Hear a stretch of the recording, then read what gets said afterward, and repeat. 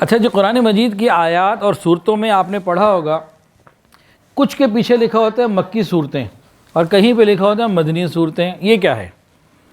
کچھ آیات مکی ہیں، کچھ مدنی ہیں، کچھ صورتیں مکی ہیں، کچھ مدنی ہیں۔ عام طور سے لوگ یہ سمجھتے ہیں کہ جو مکہ مکرمہ میں نازل ہوئی وہ مکی اور جو مدینہ طیبہ میں نازل ہوئی وہ مدنی، بعض لوگ یہ سمجھتے ہیں، حالانکہ ایسے نہیں ہے۔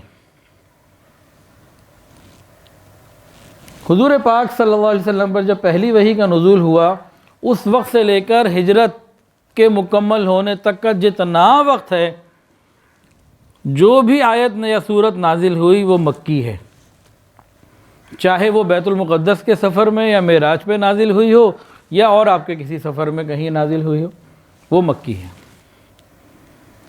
اور مدنی آیت اور سورت کون سی ہے؟ ہجرت مکمل ہونے کے بعد آپ جب مدینہ طیبہ پہنچ گئے، اب مدینہ طیبہ ہجرت کی تکمیل کے بعد آپ کی زندگی کے آخری وقت تک جتنا قرآن نازل ہوا وہ سارے کا سارا مدنی ہے، چاہے وہ مدینہ طیبہ میں نازل ہوا ہو، چاہے آپ سفر میں کتنے غزوات پہ تشریف لے گئے وہاں نازل ہوا، جیسے غزوہ تبوک 700 کلومیٹر دور مدینہ سے وہاں نازل ہوا تو وہ بھی مدنی ہے۔ اور مزے کی بات، فتح مکہ مکرمہ کے اندر ہی نہیں، بیت اللہ شریف کے اندر ہونے والی آیت جو نازل تھی، بیت اللہ شریف کے اندر نازل ہونے والی آیت ان اللہ یأمرکم ان تؤدوا الامانات الی اہلھا، یہ تو عین مکہ کے بیت اللہ کے اندر نازل ہوئی، یہ بھی مدنی ہے۔ تو مدینہ طیبہ میں ہجرت کے بعد جو قرآن نازل ہوا وہ مدنی، اور مکہ مکرمہ میں ہجرت کے سفر پورا ہونے تک، ایک تو ہے نا آپ مکہ میں رہے، لیکن جب آپ مکہ سے ہجرت کے لیے نکلے غار ثور میں رہے، غار ثور میں جو آیات نازل ہوئیں وہ بھی مکی، اور جتنے دن کا سفر رہا جب تک کہ آپ مدینہ داخل نہیں ہو گئے، اس درمیان میں جتنا بھی قرآن پاک نازل ہوا وہ سارے کا سارا مکی۔ تو یہ ہے مکی اور مدنی آیات کی ترتیب۔ اچھا صورتوں میں بھی بعض صورتیں ایسی ہیں جو پوری کی پوری مکی ہیں اور بعض پوری کی پوری مدنی ہیں۔ مثلا سورہ مدثر یہ مکمل مکی صورت ہے، اور سورہ آل عمران یہ مکمل مدنی صورت ہے۔ لیکن بعض مرتبہ ایسا بھی ہوا ہے کہ پوری صورت تو مکی ہے لیکن اس کی بعض آیات مدنی ہیں، اور بعض دفعہ اس کے مخالف بھی ہوا کہ پوری صورت تو مدنی ہے لیکن بعض آیات مکی ہیں، ایسے بھی ہوا۔ جیسے سورہ حج یہ مدنی ہے، آدھے سپارے کی صورت ہے لیکن اس کی 4 آیات 52، 53، 54، 55 یہ چاروں آیات جو ہیں یہ مکی ہیں۔ اس سے یہ بھی واضح ہو جاتا ہے کہ سورت کا مکی ہونا یا مدنی ہونا آیات زیادہ کہاں نازل ہوئیں، یا تو پوری ہی صورت مکہ میں نازل ہو گئی یا مدینہ کے وقت میں، وہ تو مکی مدنی اس میں تو بات ہی نہ رہا، لیکن بعد میں اگر کوئی ایسی صورت ہے کہ آیات مکی بھی ہیں اور مدنی بھی، تو پھر دیکھا جاتا ہے کہ زیادہ کہاں پہ نازل ہوئیں۔ تو یہ جو مکی مدنی آیات اور مکی مدنی صورتوں کا سلسلہ ہے وہ اس اعتبار سے ہے۔ بعض خصوصیات بھی ہیں مکی اور مدنی آیات کی، علماء تفسیر نے اس پہ بڑا کام کیا ہے۔ تو بعض اصول اور ضوابط ہیں اور بعض جو ہیں اکثری چیزیں ہیں، کچھ قاعدہ کلیہ ہیں۔ دیکھیں لکھا ہے علماء نے کہ ہر وہ صورت جس میں لفظ کلا بل غران علی کلا، ہرگز نہیں، اس کا مطلب ہے ہرگز نہیں، کلا، فرمایا کہ جن صورتوں میں لفظ کلا آیا ہے یہ ساری کی ساری مکی ہیں، ایک بھی مدنی صورت میں لفظ کلا نہیں آیا۔ یہ لفظ 15 صورتوں میں 33 مرتبہ آیا ہے، اور قرآن مجید کے پہلے 15 سپاروں میں لفظ کلا ہے ہی نہیں، آخری 15 سپاروں میں ہے 33 کا 33۔ تو یہ سب مکی۔ ہر وہ صورت جس میں احناف کے نزدیک آیت سجدہ ہے یہ مکی ہے۔ سورہ بقرہ کے سوا ہر وہ صورت جس میں آدم علیہ السلام اور ابلیس یعنی شیطان کا ذکر ہے وہ مکی ہے۔ ہر وہ صورت جس میں جہاد کی اجازت ہے یا جہاد کے احکامات ہیں وہ مدنی ہے۔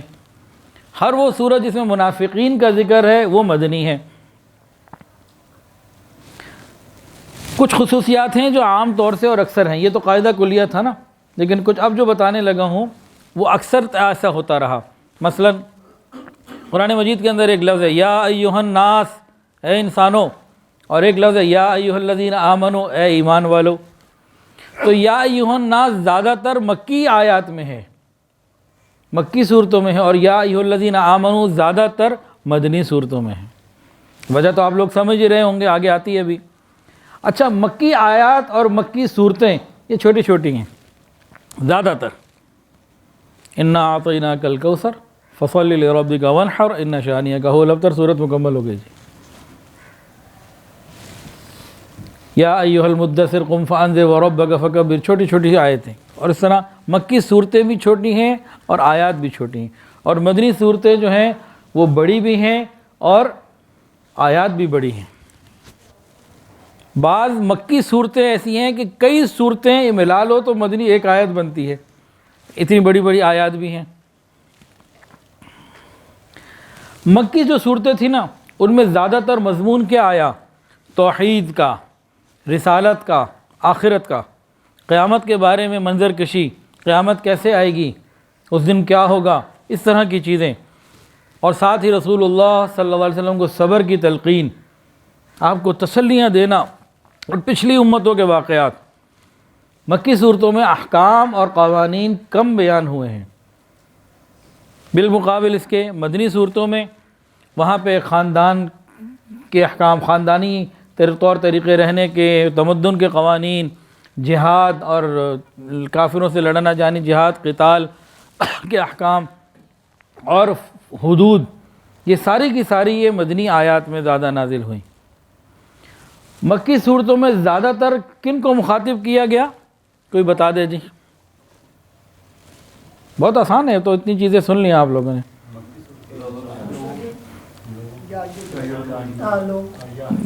وہ تو ٹھیک ہے، یا ایھا الناس وہ تو صحیح ہو گیا. ہاں جزاک اللہ. مکی صورتوں میں زیادہ تر جو مخاطب کیا گیا وہ کیا گیا مشرکین مکہ کو جو بت پرست تھے. اور مدنی صورتوں میں زیادہ تر کن کو مخاطب کیا گیا؟ ایمان والوں کو تو دونوں میں ہی کیا گیا، لیکن سامنے مخاطب جو تھے اہل کتاب تھے، یہودی، عیسائی اور پھر منافقین. حالات کا فرق تھا نا. مکی صورتوں میں جو قرآن کا اسلوب ہے نا، جو آیات ہیں وہ بڑے شاندار اور بڑے خوبصورت پیرائے میں ہیں کہ بڑے سے بڑا شاعر خاموش ہو گیا کہ یہ تو کسی انسان کا کلام ہو ہی نہیں سکتا. اور مدنی صورتوں میں جو آیات ہیں وہ ذرا سادہ بیان ہیں. اس کی بھی ایک حکمت ہے. مکہ مکرمہ میں جو لوگ تھے نا، یہ اپنے آپ کو کہتے تھے عربی، ساری دنیا کو کہتے تھے عجمی. عجم کا مطلب کیا تھا؟ عجمی کہتے تھے گونگا. کہتے ہمیں زبان آتی ہے، یہ تو سارے گونگے، انہیں تو بات کرنا نہیں آتی. ایک ایک شخص کو ہزاروں اشعار یاد ہوتے تھے. ایک شخص اپنے بچے کو قتل کرنے نکل پڑا، 8-10 سال کا لڑکا تھا، 12 سال کا چھوٹا. کہا بھائی تم قتل کیونکہ میرا نہیں لگتا مجھے یہ. کہ بھائی کیوں تمہارا نہیں لگتا؟ یہ 10 سال کا ہونے والا ابھی تک اس نے اشعار ہی نہیں کہے.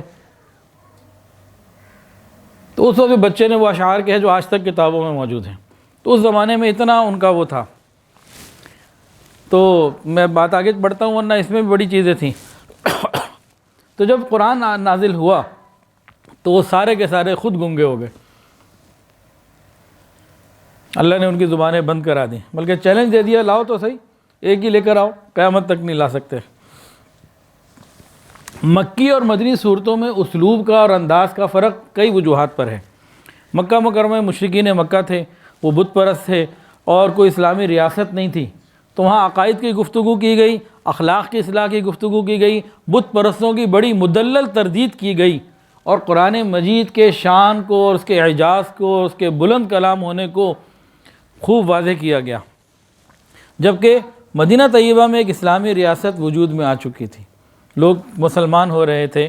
بت پرستی عملی طور پر مدینہ میں تو نہیں تھی، ختم ہو چکی تھی، اور تمام تر نظریاتی مقابلہ جو تھا وہ اہل کتاب سے تھا. اس لیے یہاں احکام آئے، قوانین آئے، حدود، فرائض کی تعلیم اور اہل کتاب کی تردید پر زیادہ توجہ دی گئی، اور اسی وجہ سے اسلوب آسان رکھا گیا، اس اسلوب کو یہاں اختیار نہیں کیا گیا. ویڈیو کے نیچے سبسکرائب کے بٹن پہ کلک کریں، بیل کے آئیکن پہ کلک کیجئے تاکہ ہر نئی ویڈیو کی نوٹیفیکیشن آپ کو مل جائے.